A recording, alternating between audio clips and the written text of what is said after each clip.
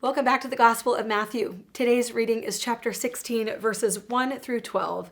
It's two stories, but really one arc overall.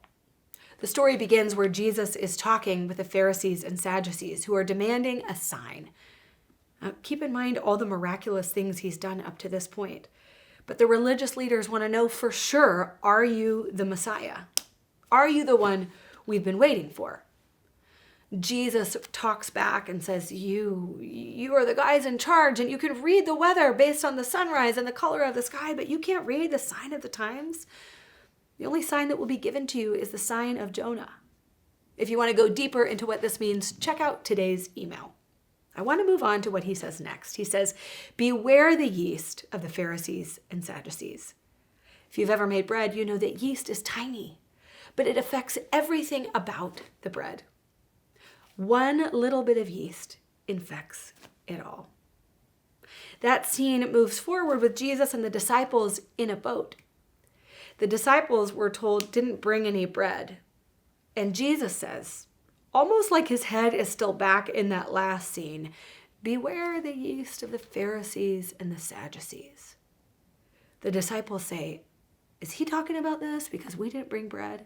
And I just love this because they look silly. They don't really catch on to what Jesus is saying, and it makes me feel better about myself. Because sometimes when I read what Jesus says in the Gospels, I also scratch my head and think, wait, what does he mean? It makes me feel better knowing that even his closest friends who witnessed his miracles, who did miracles themselves, even they sometimes wonder, what are you really saying, Jesus? Jesus says to them, guys, why are you worried about bread? Don't you remember how we fed the 5,000 with the loaves and the fish? And we fed the 4,000, don't you remember that?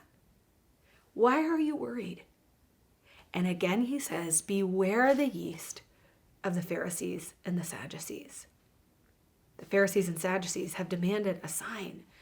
They need proof. They don't have the faith to believe that Jesus is who he says he is. And Jesus warns the disciples, remember what I've done. Don't be like them, demanding more and more proof. I'm still sitting with this passage, wondering how to read it and what it means. But here's the question I want to throw out to us today. Beware the yeast.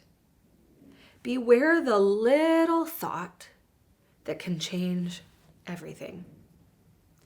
Some days I will realize that I am anxious about something or bothered about something. And I can't quite put my finger on what it is. And when I'm mindful and slow down in prayer, I'm able to trace back whatever the big feeling is, wherever it started, that little tiny seed. Sometimes little thoughts can affect everything. Beware the yeast. Sometimes a thought or an idea or an image can take hold and permeate and have a big effect on the way we live, the way we think. Maybe it's even a lie that we believe that changes everything. Jesus says, beware the yeast.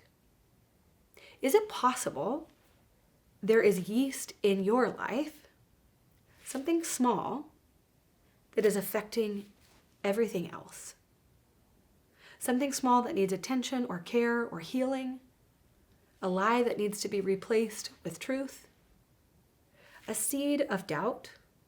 Some suspicion or skepticism that's keeping you from going all in with Jesus? I don't have all the answers about what this text means and when Jesus says the sign of Jonah, and it's just sometimes, like the disciples, I just puzzle. What are you really saying here? But I'm clear on what he means when he says, beware the yeast. Beware the small thing that becomes a big thing, and not in a good way. I would offer you that question in prayer. Ask God to show you. Are there any small things that have become big things that have affected everything else in your life? And can you hear Jesus warning you? Beware the yeast. You can offer that small thing over to him. Allow him to transform it so that that small thing doesn't get in the way of everything else falling into place. Blessings on your day, friends, and we'll see you tomorrow.